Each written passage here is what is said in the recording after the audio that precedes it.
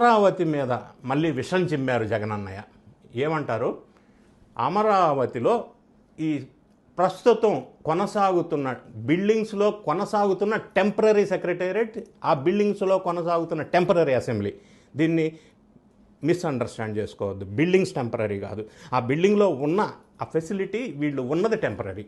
దానికోసం ఈయన మాట్లాడిన మాటలు ఏంటంటే, ఇది ఇంత ఇన్వెస్ట్మెంట్ ఎందుకు ఎక్కువ అవుతుంది అన్నారు.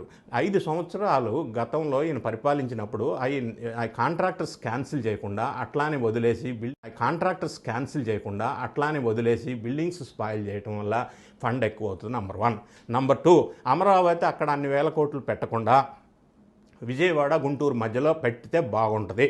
నంబర్ 3, నాగార్జున యూనివర్సిటీ దగ్గర పెడితే తక్కువ రేట్లో తక్కువ ఖర్చుతో అయిపోయేదే అన్నాడు.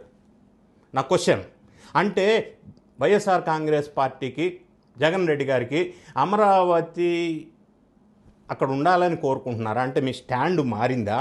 3 రాజధానులు లేవా ఇప్పుడు? మరి ఆ రెండింటి మధ్యలో పెట్టమని మాట్లాడటంలో మీనింగ్ ఏంటి? నా నెక్స్ట్ క్వశ్చన్, అమరావతికి కన్స్ట్రక్షన్కి 9,000 రూపాయలు పర్ ఎస్ఎఫ్టీ ఎస్టిమేటెడ్ కాస్ట్. అంతెందుకు అవుతుంది? 2,500 పర్ స్క్వేర్ ఫీట్ ఎస్టిమేషన్లో సరిపోతుంది కదా. ఇది వేస్ట్ ఆఫ్ మనీ. ఎంతసేపటి కన్స్ట్రక్షన్ చేసుకుంటూ పోవాలా, వీళ్ళకి లంచాలు వస్తూ ఉండాలా అని జగన్ రెడ్డి గారు మాట్లాడారు. ఎస్, దీని మీద ఒక్కసారి ఆలోచిద్దాం. 9,000 ఎస్ఎఫ్టీ అయితే రిషికొండ ప్యాలెస్, జగన్ అన్నయ్య గారి హయాంలో రిషికొండ ప్యాలెస్ కట్టారు.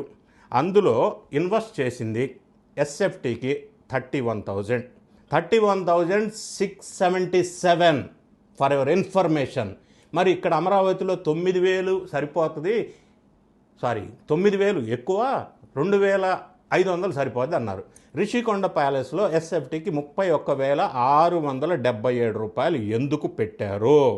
2.15 lakh స్క్వేర్ ఫీట్, 680 crores, అంటే ఎస్ఎఫ్టీ 31,677. మరి అది జస్టిఫై అయినప్పుడు అమరావతిలో ఈ 9,000 జస్టిఫై కాదా? ఒకదానికి ఒకటి లింక్ ఉందా మీరు మాట్లాడేది? ఇది ఎలా సాధ్యం? ఎందుకు ఇలా మాట్లాడారు?